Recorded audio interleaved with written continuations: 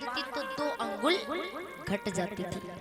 अब जैसे ही घट जाती थी, अब मैया ने क्या, हम तुझे बांध करे ही मानेंगे। मैया कहने लगी यही खड़े रहना, कहीं जाना नहीं। जा करके पड़ोसियों के घर से रस्सी मांग लाई। अब मांग लाई, उसमें ज्वाइंट करके बांध करके फिर बांधी, फिर 2 अंगुल खट गए। अब जितनी मोहल्ले की थी, अरे पूरे मोहल्ले की रस्सी मैया ने मंगा ली। घर की रस्सी थी सो थी, मोहल्ले की भी मंगा ली।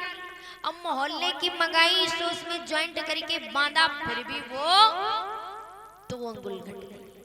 अब मैया परेशान, बड़ी परेशान, कहने लगी इतनी मैं रस्सियां ला रही हूँ। कहते हैं क्रोध में भगवान को बांधोगी क्या बंधेंगे, क्रोध में भगवान को पकड़ोगे क्या पकड़ में आएंगे। अब मैया क्रोध में बांध रही है कान्हा को। आज तक किसी ने क्रोध में भगवान को नहीं बांध पाया। यहाँ तक रावण भी देखो कितना भगवान की पूजा करता था, और भगवान भोलेनाथ की पूरा दास ऐसी किसी ने पूजा नहीं की जैसे रावण ने की थी। लेकिन फिर भी ऐसा क्यों हुआ उसके साथ? क्रोध में किसी ने ना भगवान को पाया है, ना ही पा सकता है, और ना ही कोई अगर पकड़ना भी चाहे तो पकड़ में नहीं आएगा, क्योंकि भगवान भाव के भूखे। हम मैया क्रोध में बांध रही है, सो क्रोध में कैसे बंधी? लेकिन इसका कारण दूसरा भी है, क्यों नहीं बंध रही है भगवान? मैया रोने लगी बैठ करके, और जब रोने लगी तो रोते रोते भगवान ने मन में सोच लिया कि मैया अब तो परेशान हो गई हैं, ज्यादा ही परेशान हो गई। देखा कि आज मेरी माँ रोने लगी है, तो भगवान कहते हैं माँ हमें बांध दो उस ओखल में। मैया ने क्या किया कि अब दुनिया भर की रस्सी तुम्हें जरूरत नहीं, बस छोटा सा टुकड़ा उठा लो और मुझे ओखल में बांध दो। मैया ने क्या किया, इतना सा बड़ा टुकड़ा लिया और उतने से टुकड़े में क्या किया, ओखल में बांध दिया। और ओखल में बांध दिया सो काम काज में सुलझ गई। और जैसे ही काम करने लगी, भगवान धूप में ओखल में बने। अब धीरे धीरे कोई भी उनके पास में नहीं जाता। 2-3 लड़कियां कहने लगी कितनी निर्दयी है माता यशोदा, कि कान्हा को बताओ इतनी धूप में इस ओखल में बांध दी, इतनी बड़ी ओखल, और छोटे से कान्हा कहीं गिरेगी तो ये और भी चोट खा जाएगा। मैया यशोदा ने कहा ए लड़कियों, कोई भी अगर इसके पास में गए तो तुमको भी ओखल में बांध देंगे, नहीं तो नजदीक मत आना। इतना तरस खाने की आवश्यकता नहीं, इसके कारनामे पता नहीं कि क्या क्या करता है। दिखता बड़ा भोला है लेकिन भोला है नहीं। एक तो मैया को बड़ी दया आ रही, लेकिन कहती है अगर मैंने इसे ओखल में नहीं बांधा तो इसके कारनामे भी उतनी बड़े बड़े होते चले जाएंगे। यहाँ देखिए मैया यशोदा ने भगवान कन्हैया को मारा है, और जैसे ही बांध कर काम में फिर जाकर के लग गई। लेकिन धीरे धीरे समय गुजरने लगा। कहते हैं कि किसी 2 पुरुष का उद्धार करना है प्रभु को। अब वो कौन है जरा सुनिएगा। कि कुबेर के पुत्र थे, कुबेर के पुत्र थे। एक बार सरोवर में स्नान कर रहे थे, तो उसमें नारी भी कर रही थी। लेकिन ऋषि को देख करके, क्योंकि ये मंदरा पी करके इतना मस्त हो गए, एक ऋषि जाते हुए स्त्रियों ने तो तन ढक लिया, लेकिन ये ऐसे थे कि इन्होंने तन को नहीं ढका। और जब तन को नहीं ढका है प्यारे, कहते हैं नल कुंवर और मणिग्रीव, इन्होंने अपने आप को बिल्कुल भी नहीं, मदरा पी करके इतना मस्त हो गए, जल क्रीड़ा कर रहे थे। ऋषि को देखा तो स्त्रियों ने तो तन ढक लिया, लेकिन इन दोनों पुरुषों ने तन नहीं ढका और अपमान भी कर दिया। इतना मस्त हो गए मदरा मार पी करके कि उसमें स्नान करते, जल क्रीड़ा करते करते एक ऋषि का अपमान, और हंस पड़ी। तब जाकर के श्राप दे दिया कि तू इन वृक्षों की भांति खड़े होकर के मेरा अपमान करते हो। इतना मदरा पी करके तुम मस्त हो गए, जाओ मैं तुम्हें श्राप देता हूं, तुम वृक्ष योनि में पड़ जाओ। तुरंत श्राप दे दिया ऋषि ने। और जब ऋषि ने श्राप दे दिया तो जाकर के वो दोनों पुरुष ऋषि के चरणों में गिर गए और कहने लगे, नाथ मुझे ऐसे क्यों श्राप दे दिया है, मैं तुम्हारे चरणों में गिरा हूँ, शरणागत हूँ, इस शरणागत को क्षमा कर देना चाहिए, ये अपना वापस श्राप ले लो, मुझे ऐसा जो है श्राप मत दो। तो ऋषि ने कहा कि कहने लगे, चल तू इतना कह रहा है, लेकिन मैं अपना श्राप वापस तो नहीं ले सकता, लेकिन तुझे मार्ग जरूर बता रहा हूँ। द्वापर युग में भगवान कृष्ण का जब जन्म होगा और तब तेरा वो स्वयं आकर के उद्धार करेंगे। जाओ, वही ये दोनों आज जो वृक्ष बने खड़े हुए हैं यमला अर्जुन का, वही बाबा नंद के द्वारे पर भगवान ओखल में बंधी मैया काम करने गई और इधर भगवान जो ओखल में बंधे हैं, अब धीरे धीरे ओखल को भगवान ने गिरा लिया।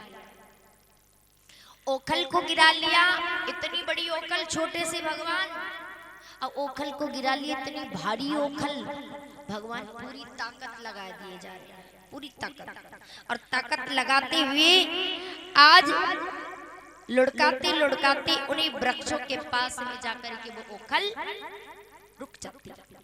और जैसे ही उसमें छेड़ा था तो भगवान छेड़े में घुस गए, लेकिन वो ओखल अटक गई। और जैसे ही उसमें अटकी और अटक जाने के बाद में भगवान ने क्या किया, इतनी दम लगाई जो यमला अर्जुन का वृक्ष था, भगवान ने क्या किया है, इतनी ताकत लगाई कि वो दोनों वृक्ष भूमि पर गिर पड़े। और जैसे ही भूमि पे गिरे हैं तो उसमें से दो पुरुष प्रकट हुए, और जैसे ही दोनों वृक्षों से प्रकट हुए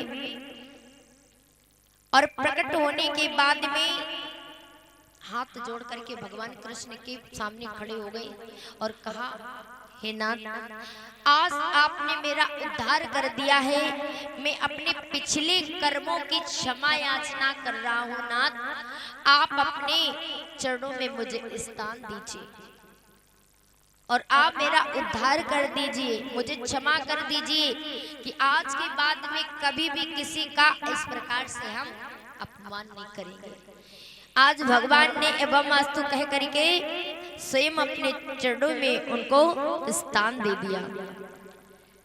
वे पुरुष निकल कर वृक्षों से, वे पुरुष निकल कर वृक्षों से गिर पड़े श्याम के चरणों में, निकल कर वृक्षों से गिर पड़े श्याम के चरणों पर।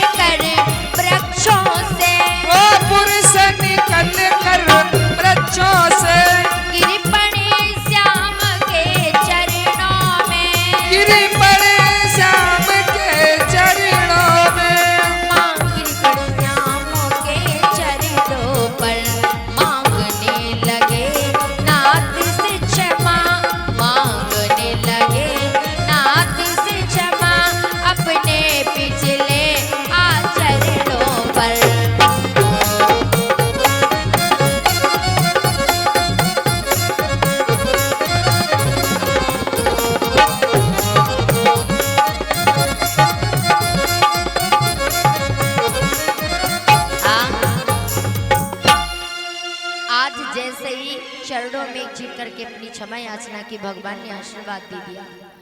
आशीर्वाद देने के बाद वो इस प्रकार से भगवान ने उनका उद्धार किया। उद्धार करने के बाद में यशोदा माता ने सोचा कि जब इतनी वो वृक्ष गिरे, धमाका सा हुआ, सारे जितने भी गोकुल के नर नारी थे सब निकल कर बाहर आ गए।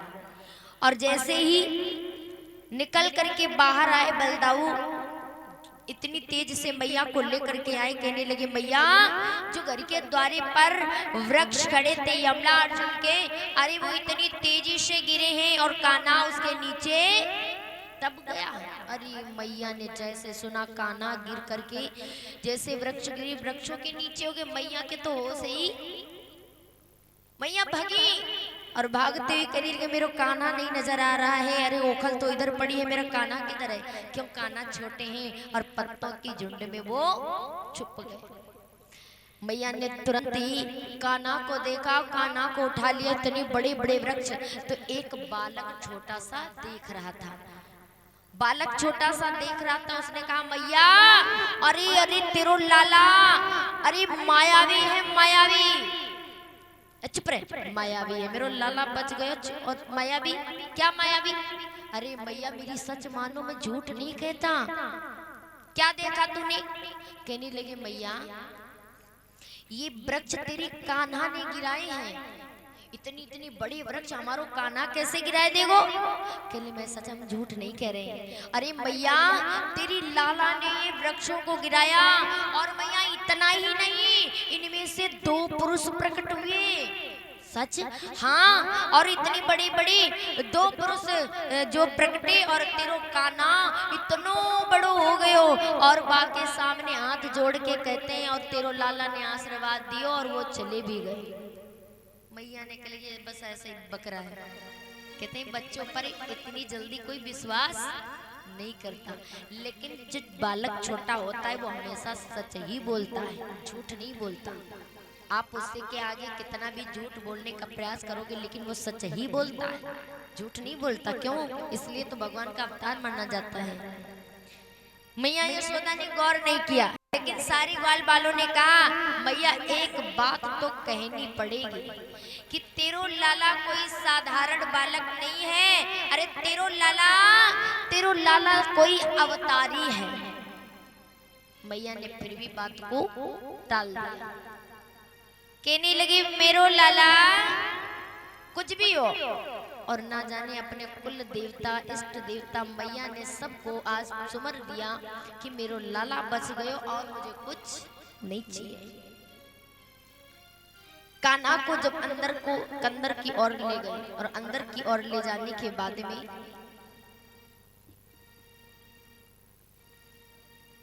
जैसे ही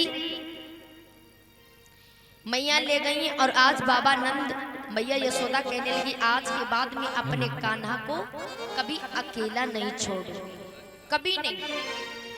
आइए सभी लोग एक भाव से भगवान के चरणों में गाते हैं।